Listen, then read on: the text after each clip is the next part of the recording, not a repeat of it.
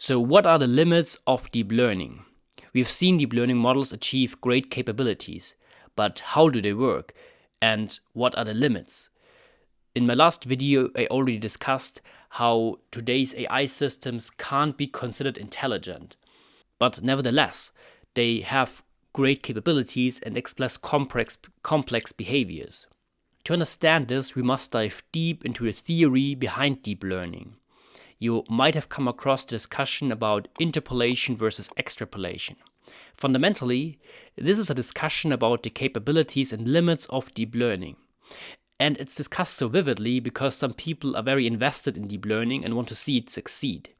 From this discussion, however, we get some very interesting insights into the theory of deep learning. And this is what I want to talk about in this video. Explain some of this theory and show where the limits of deep learning are. We also touch on the notion of shortcut learning and the problems with anthropomorphizing machine learning. So let's jump right in. This is TensorFlow Playground. You find a link in the description below. This allows us to play with neural networks right here in the browser. We can set up how many layers and neurons are used, and we can see what features they learn. So let's set the activation to ReLU. This is the most common activation that you find in deep learning models today. We're going to use this quadrant dataset. The task is to separate the orange and blue points. You can see there's no linear solution to this problem. You can't draw a straight line between the blue and orange points that separates them perfectly. This is good. This gives our network something to learn. If we use two neurons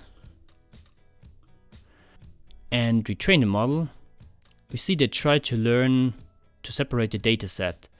So for example here, this doesn't look too bad. It selects the middle line of this point, but we immediately recognize that's not the right representation of this data. So if we use two neurons and train the model, we see it tries to separate the data points, but not perfectly. And we see it learns some kind of structure, but it's not the structure that we're looking for. In this case, the network has too few neurons to represent the dataset appropriately. If we give the model more neurons, like 4, we see it learns the task perfectly.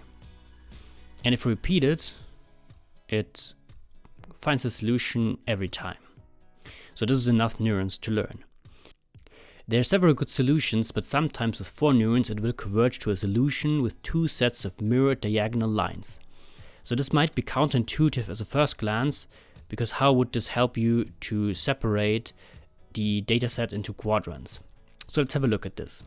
The way ReLU works is that it's a function that is 0 for all variables below 0 and linear for all positive values. If you choose the first neuron, for example, it is active for all the points in the blue area. Specifically, it counts x1 times v1, there's this blue line here, and x2 times v2, which is this line. So x1 times 0.86 and x2 times 0.9. If it's negative, the area is white, meaning 0 in this visualization. If you do the calculation for one of the points in the blue area, the value is positive, and the further away it is from the line, the bigger the value. That is, the bigger the activation of this neuron 1.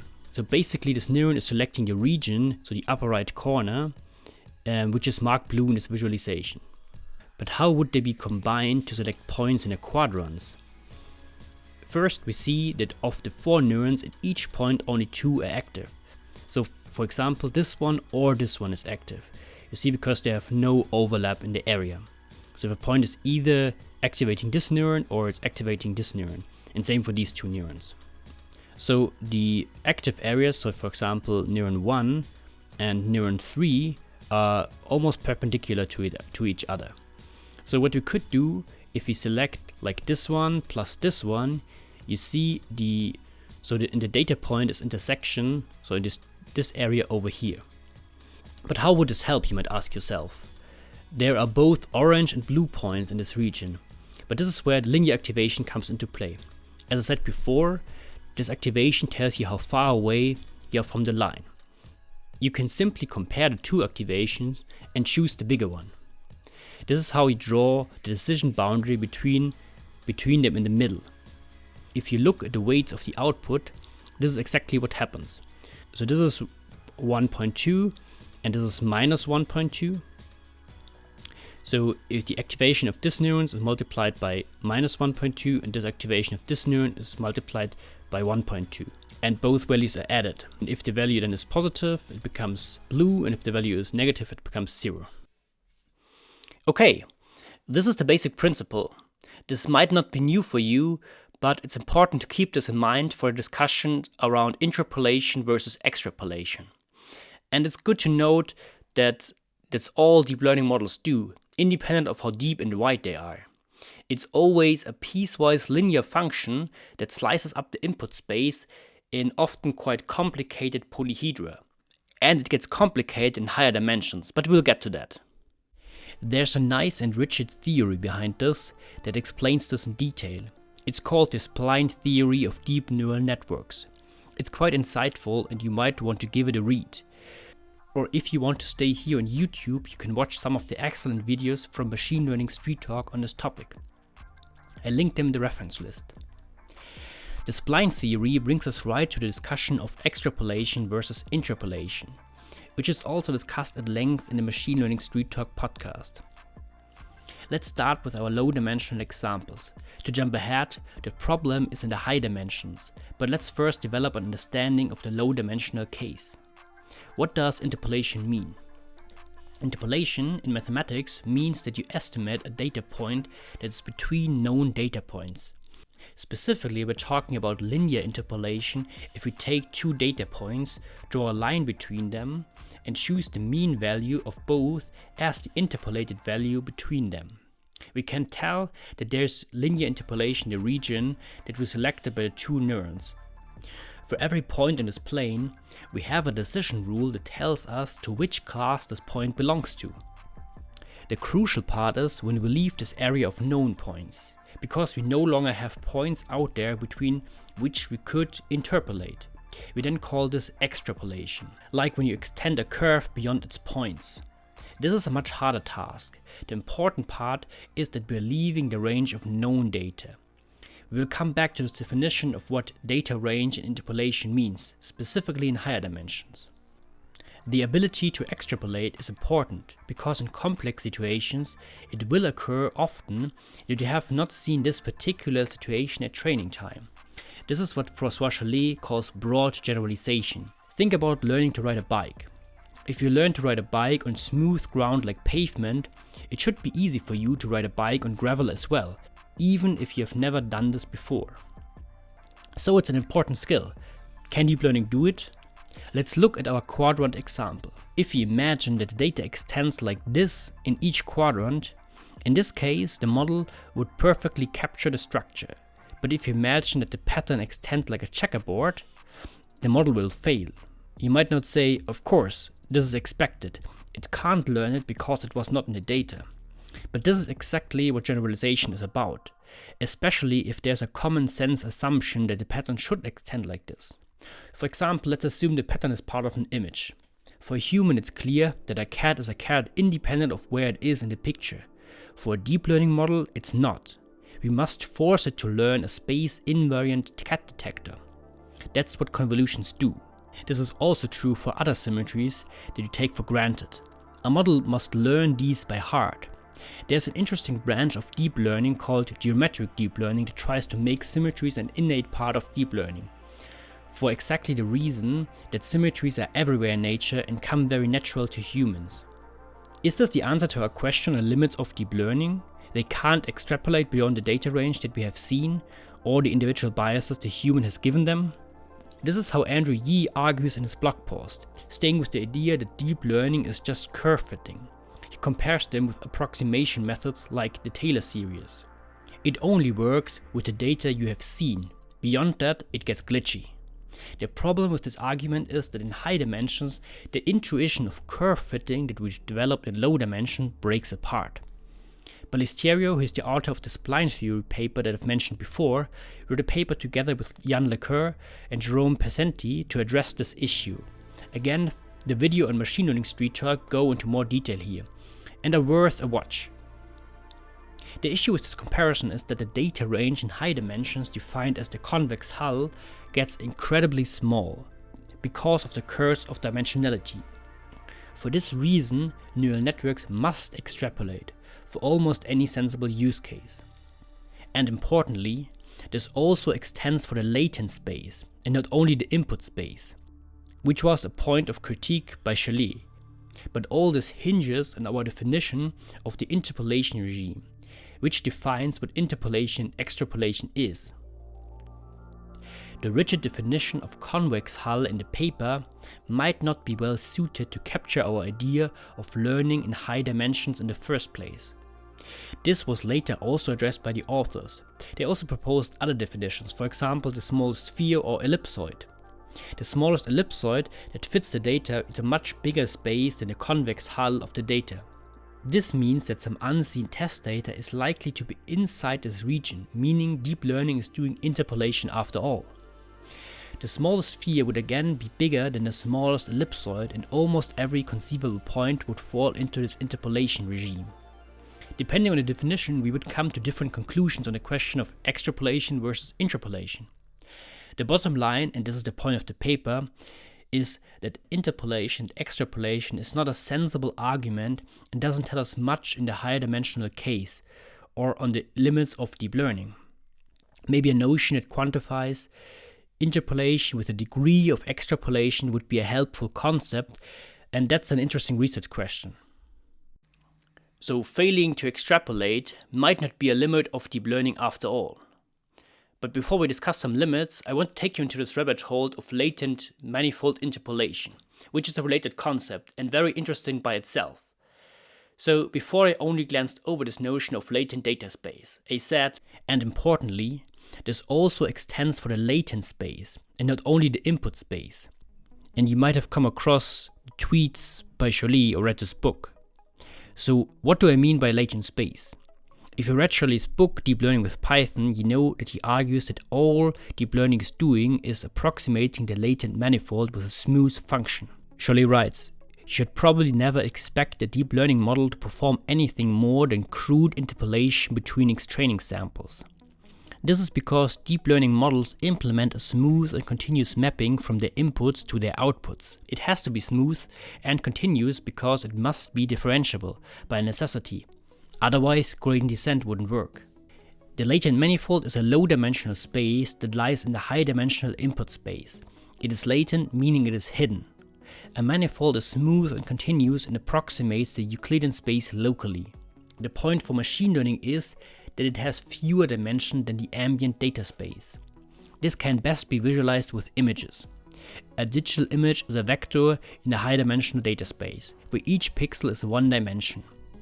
All conceivable images lie in the space, but most of the space is filled with just noise images. There's only a small portion of the space that holds authentic images. The space is the manifold of images. The manifold is smooth, that is, you can smoothly change any image to get a different valid image. You can get to every image in the space with a smooth transformation, meaning it is continuous. The important part is that these few dimensions are meaningful for the data. One of the intrinsic dimensions of this manifold could be the hair length of the person in the image, for example. Finding this manifold is a task of machine learning. Here it gets clear why it's so important to get good data coverage of this manifold. All the important structure comes from the data. The manifold hypothesis suggests that most of the natural occurring data lies in a low-dimensional manifold in the ambient space, meaning it is learnable if you got a good coverage of the manifold. Chalet argues that deep learning is only doing manifold interpolation. As you have seen before, the notion of interpolation and extrapolation is not very useful, but what is useful is to understand that neural networks are approximating this data manifold, which is of lower dimensions, and that a data manifold is a necessary condition for machine learning. It's probably not actually learning a true data manifold because it's a much harder task than just splitting up the data with a piecewise linear function as described by the spline theory. As I've mentioned before, it's a good concept to think of deep learning models of splitting up the input data into polyhedra, and not of them as actually learning the manifold. Because neural networks are lazy, they will prefer the easier task if given a chance. Which brings me to my next point. When we train machine learning models, we're trying to generalize, as discussed before. Generalization is the key capability of intelligence. We try to learn something beyond the training samples that we have seen. The way we want to achieve this is by optimization.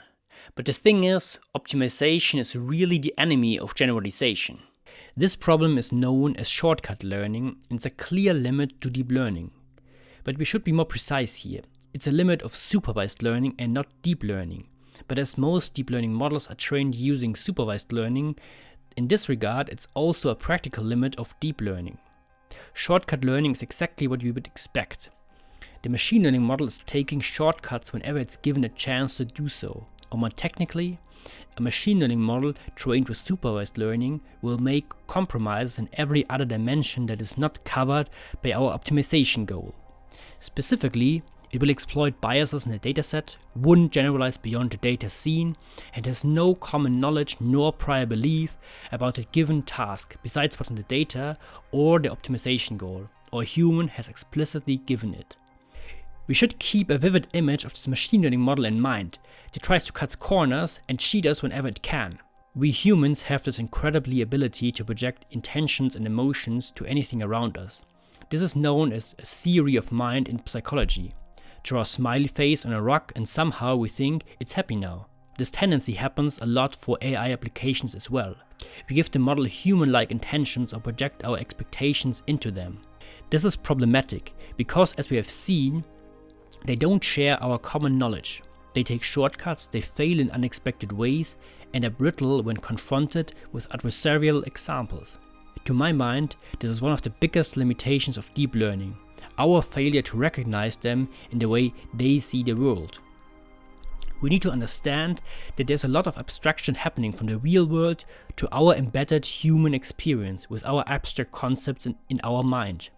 We then try to measure these concepts with limited sensors and label them with our limited understanding, and an optimization algorithm is trying to make sense of it all. I believe we can't avoid this cognitive illusion of projecting intentions and meaning into machine learning models, and even if, we can explain it to all our users. That's why I think we should picture deep learning as lazy, corner-cutting, and deceptive. By the way, I don't think we should think of AI applications like self-driving cars in this way. In a larger application context, a machine learning model can be trusted when rigorous testing, common sense check, and risk mitigation is applied. My point is really, this should always be done because a machine learning model by itself is limited and can't be trusted. Talking about AI applications. So to which problems can deep learning be applied to? Thinking about neural networks as differentiable function approximators, as Jolie described them, is helpful because it makes it very clear that they are probably bad at discrete tasks, which they are. We could have a similar in-depth discussion as with the interpolation versus extrapolation discussion on this topic of continuous versus discrete tasks, but I just want to briefly mention the main points. Cognition consists of two systems as Daniel Kahneman describes. The fast system makes on-the-spot approximative decisions, the slow system is our analytical, rational, and precise decision maker. For most of our daily tasks, we need both systems. To get to work, we need the fast system to make quick decisions on traffic based on our perception, and our slow system for navigation. We could expect that a system that is capable of broad or extreme generalization, as described by Jolie, to have both approximative and rigid components as well. I think it's a good comparison to look for similarities between the fast system and continuous machine learning, especially deep learning system. Problems like perception are continuous. On the other hand, problems like sort or search algorithms are similar to what our slow system is doing. But why shouldn't deep learning be able to also learn discrete tasks? After all, it's a universal function approximator. And it is true. But let's imagine you want to learn to predict the nth digit of pi. This would be possible, but you should not expect it to generalize well. On the other hand, you could write a fairly simple computer program that is more efficient and gives an exact result. It's just more efficient than a neural network. And that's what François Jolie means with his definition of intelligence as skill acquisition efficiency, which I mentioned in my last video. There are interesting ideas to combine both approaches into hybrid systems. AlphaGo, for example, is such a hybrid system. Or symbolic deep learning is also a good example. Anyway, let's summarize our main points. So the discussion about interpolation versus extrapolation is fundamentally about the limits and capabilities of deep learning. But interpolation and extrapolation is not very well defined in higher dimension and quickly breaks apart. So fundamentally, it's not the right question to ask. We should talk about generalization, specifically local, broad, and extreme generalization as defined by Cholet.